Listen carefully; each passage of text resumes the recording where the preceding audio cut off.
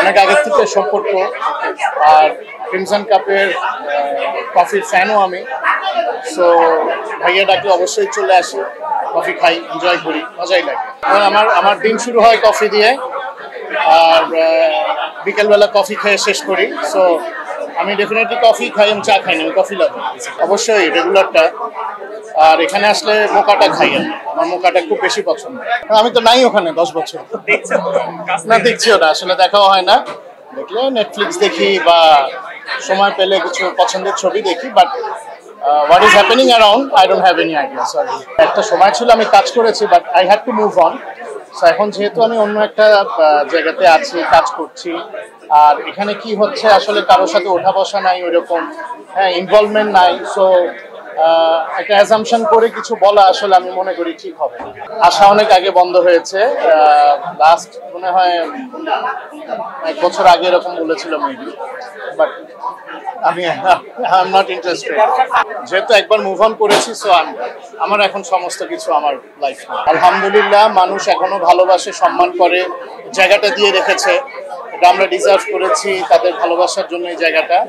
So এর জন্য আমরা গ্রেটফুল তাদের কাছে। আর এখন দর্শকের সেগমেন্ট চেঞ্জ হয়ে গেছে।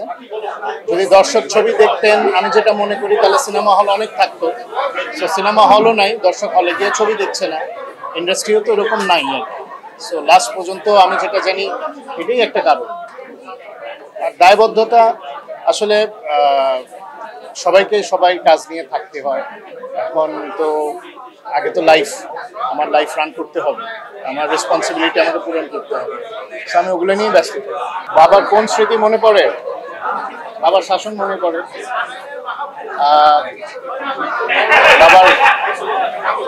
বাবার আদর মনে পড়ে, যেভাবে আমাদের মানুষ করেছেন। প্রতিটা মুহূর্তে বাবাকে মনে পড়ে, না মনে পড়ার কিছু নাই। আমি কেন, সবাই যাদের বাবা নাই, মা নাই, ডেফিনেটলি তারা তাদের বাবা মাকে মিস করে। তো আমি লাকি, আলহামদুলিল্লাহ, যে মানুষ এখনো মনে রেখেছে। আমি তো নাই, কাজ করি না, তারপরেও মনে রেখেছে, এটা তো অনেক বড় পাওয়া না।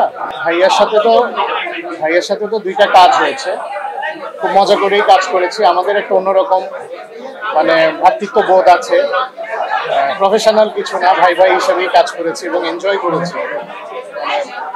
তো ভালো, ভাইয়ের সাথে দেখা হলে তো গল্প হয়, কথা হয়।